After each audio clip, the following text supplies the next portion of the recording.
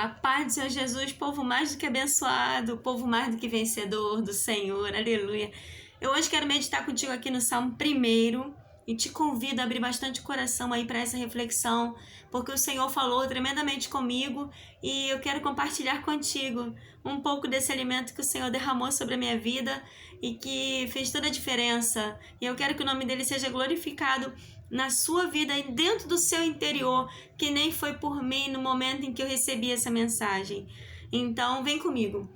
Lá no Salmo, capítulo 1, fala assim: como é feliz aquele que não segue o conselho dos ímpios, não imita a conduta dos pecadores, nem se assenta na roda dos zombadores. Olha que coisa linda. A palavra inicia aqui no livro de Salmos falando justamente sobre as características do justo. Olha que coisa gloriosa. O Senhor poderia falar inicialmente dos ímpios. O Senhor poderia abrir o livro de Salmo falando daquilo que não dá certo.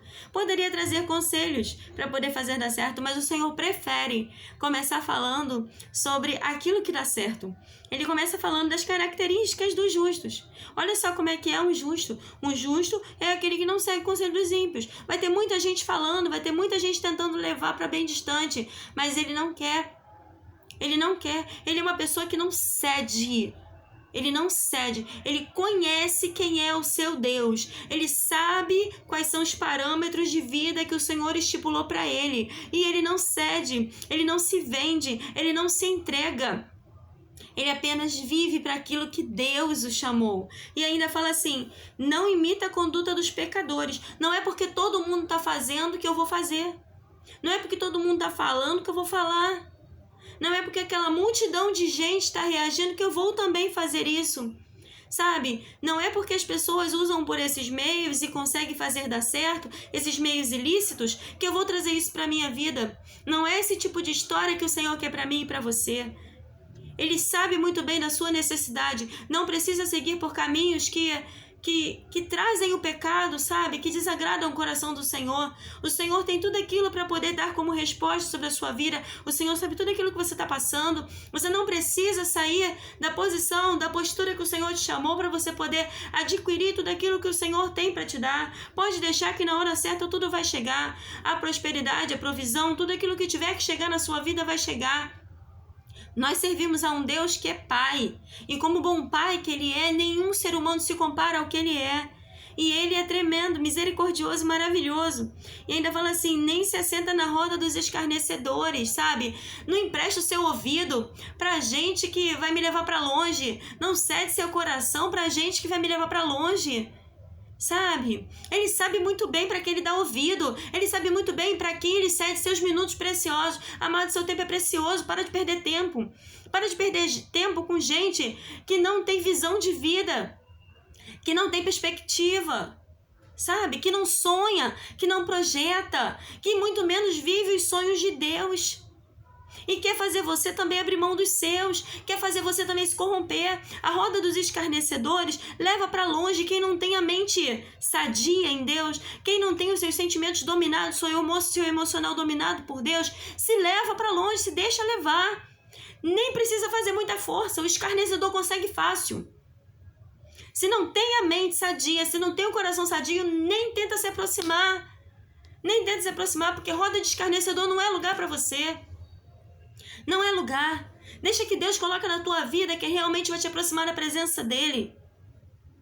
Para de chamar de bênção tudo aquilo que te afasta, te ausenta dessa presença. Sabe? Para de permitir. Às vezes na nossa vida as coisas ficam difíceis pela permissividade que nós damos. Às vezes a gente permite que pessoas erradas entrem na nossa vida, entrem na nossa casa, façam parte da nossa história.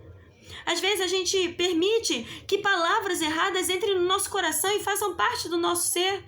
Às vezes a gente permite que o fracasso dos outros venham fazer parte do nosso emocional, como se a gente fosse fracassar também.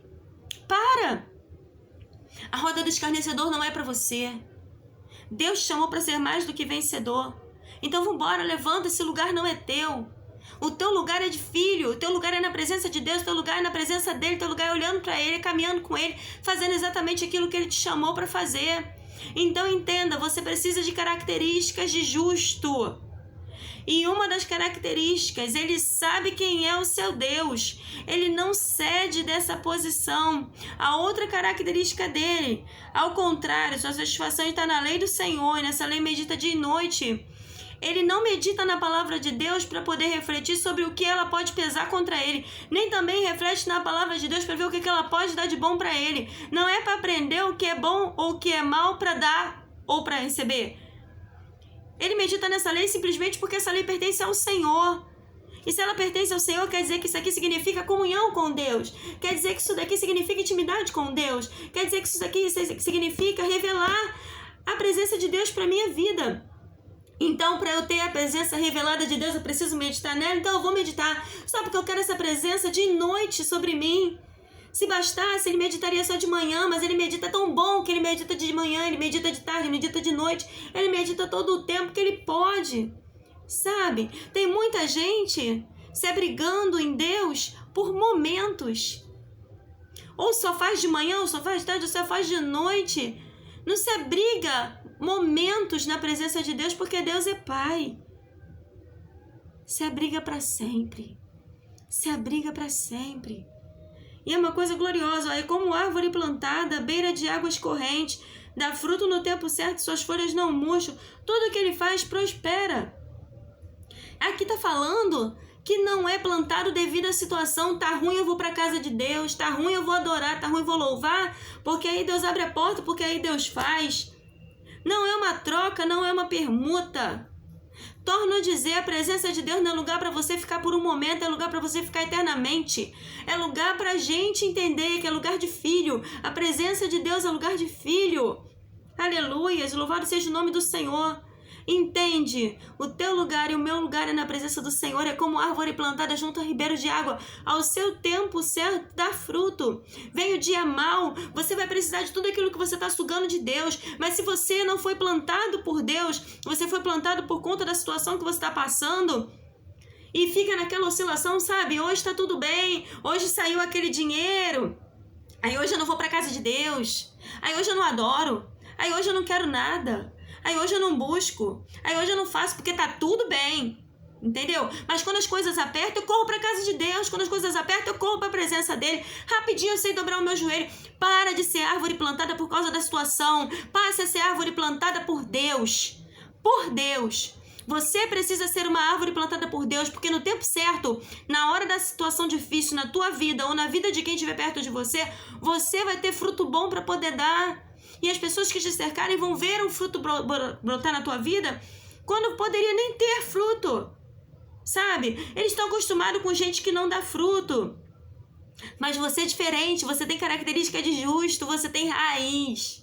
Aleluias. Você dá fruto porque você tem raiz. Você não é determinado por conta da situação que você vive. Você está plantado pelo Senhor. Aleluias. Então você tem fruto sim. Você tem palavra sim. Você tem vida sim. Deus controla todas as coisas na tua vida, porque na vida do justo Deus controla todas elas. Não é o caso dos ímpios. São como palha que o vento leva. Por isso os ímpios não resistirão no julgamento, nem os pecadores na comunidade do justo. Tudo passa, amado.